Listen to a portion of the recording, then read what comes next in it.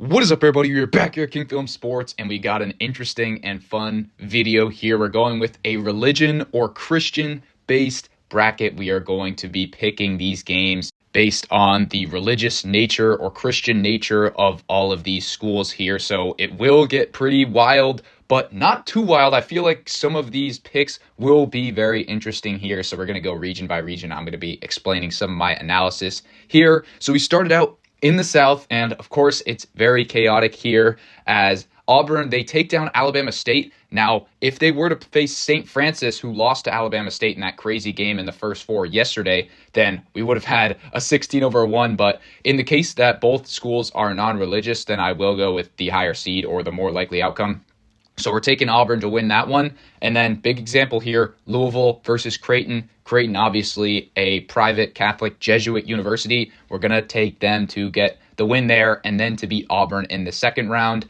Then no religious affiliation for Michigan and UC San Diego, so we can go with either. We'll take Michigan in that one. And then interesting here between Texas A&M and Yale. I know some people might be saying, oh, Texas A&M is more Christian. Well, actually, neither of these schools have a religious affiliation directly with the school, and I just think that Yale was built upon Christian values in the early 1700s. It's not really religious anymore, but I just feel like that history gives them the advantage there. So we'll take them to beat Texas A&M and then Michigan to advance to the Sweet 16. Then we get to the bottom of the bracket here. We've got Ole Miss and North Carolina. Neither of these schools very religious, so I'll give North Carolina the advantage in that one. And then interesting here, Iowa State and Lipscomb. Lipscomb is a religious institution, so we will give them the win there. And then we will have the 14 seed advance to the Sweet 16 as well. And then we get to the bottom of the bracket. We've got Marquette versus New Mexico. Marquette, much like Creighton, who is in their conference, they are a Catholic university, so we will take Marquette to advance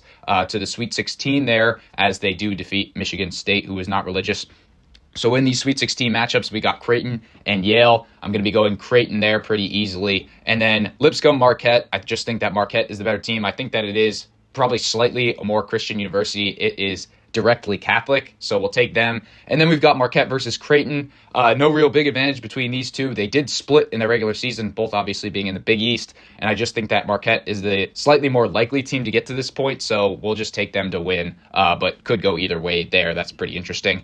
Then we get to the East region here, and this one is going to get pretty wild. We could obviously take Duke to lose in the first game because they're playing either Mount St. Mary's, which is a Catholic university, or American University, who I didn't know, but they are actually a Methodist university. But we will go with Duke there because they were founded on Christian principles, so we will avoid some chaos there. Then Mississippi State and Baylor. Baylor, I don't think, is directly religious, so that might be a little bit controversial. I think they easily win this first matchup, but then you could go either way with them and Duke. I think that they are probably a little more Christian there based on the Baptist sect, so we will take them to get to the Sweet 16 there. Then Liberty versus Oregon. This one's going to be pretty easy. We're going to take Liberty to go on a bit of a run there. They are obviously based on very firm Christian values there, so we will take them to advance to the Sweet 16. Arizona, Akron, neither of these schools very religious, so we'll go with Arizona to advance there.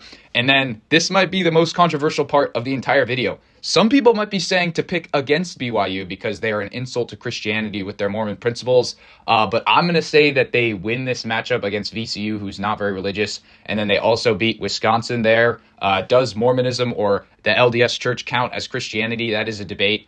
They would definitely say it does, so we'll take them to get to the Sweet 16, but no farther than that. Then we're going with St. Mary's Catholic University over Vanderbilt pretty easily, and then to beat Alabama in the second round there. So now we got these Sweet 16 matchups. Baylor versus Liberty. I know some people might be saying to take Liberty in this matchup. They are probably more Christian, but we will take Baylor to get that one done. I think they're the better team. And then BYU versus St. Mary's. BYU, definitely the students and the university is more religious than St. Mary's, but St. Mary's definitely more tied to Christianity, so we will take them to advance there, and then we will take them to advance to the Final Four. And I feel like they are a bit of a dark horse Cinderella team in the bracket anyway. I feel like they could get there. Maybe if they have to face Duke in the Elite Eight, that's very tough, but if they had this path, I definitely think they could advance. And BYU too, I think that they could advance to the Final Four just regularly in the bracket. I think that they are that talented of a team. Then we go to the Midwest region, and this one also very interesting. We've got Houston taking out SIU Edwardsville, but then they lose to Gonzaga in the second round. Gonzaga, much like St. Mary's in that same conference, a Catholic university, so we will take them to advance to the Sweet 16.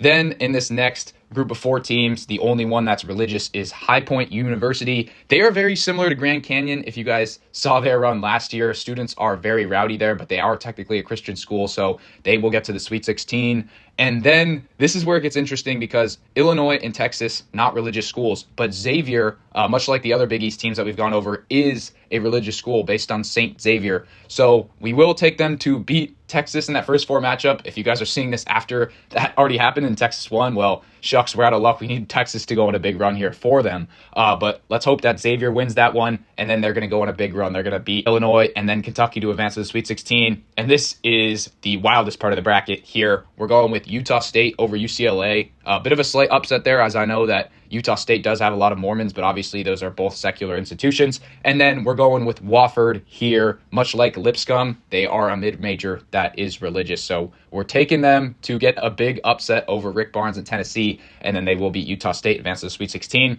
And then we're going with Gonzaga over High Point, and then Xavier over Wofford gets us to the Elite 8 matchup, and we will take Gonzaga there. They will actually face St. Mary's in the Final Four, which that would be electric, their 4th time playing this season.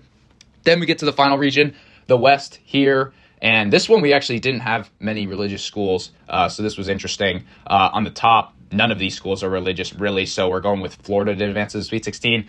Then we've got Memphis and Colorado State. I went with Colorado State there just because they're favored in the game, although they are the 12th seed. But then we get to Grand Canyon. As you guys saw last year, this team, very rowdy with their fan support. They were heckling all the teams and players that they ended up playing. They travel really well to these games, so a lot of people are targeting them to be a Cinderella in this tournament. Tyon Grant Foster, obviously a great player there, so we're taking them to get to the Sweet 16 and to the Elite 8 there. Then we get to the bottom of the bracket here. Drake, I found out that they were founded on Christian values. They are secular now, but I thought that that was good enough to give them a little bit of a Sweet 16 run here over Missouri and Texas Tech. And then we get to the darlings of the bracket. We're taking St. John's to go on a huge run here. We know that they are a Catholic university in Queens, New York, so we will take them to beat Omaha, then Kansas. Then we're taking them to beat Drake, so we get this Elite 8 matchup, Grand Canyon and St. John's. St. John's just a way better team here, so we will take them over the Antelopes of Grand Canyon. So that gets us to an interesting point here in the Final Four. And we have Marquette and St. John's for the 4th time. St. John's won all 3. I kind of feel like Marquette would finally get their revenge in that matchup. But we're going with St. John's here.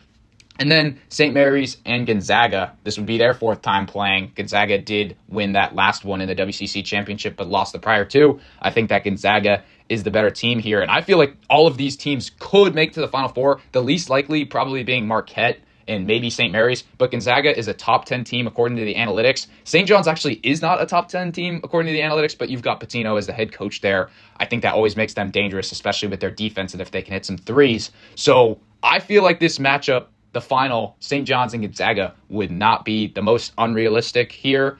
And we will go with St. John's. I know some people may be saying Rick Pitino, not the most virtuous person in his personal life. Mark Few also did get a DUI as the Gonzaga head coach. But still, I think that St. John's, very religious university here, and I think that their defense would be good enough to take down this Gonzaga team. So we're going with St. John's to cut down the nets there in the Alamo Dome.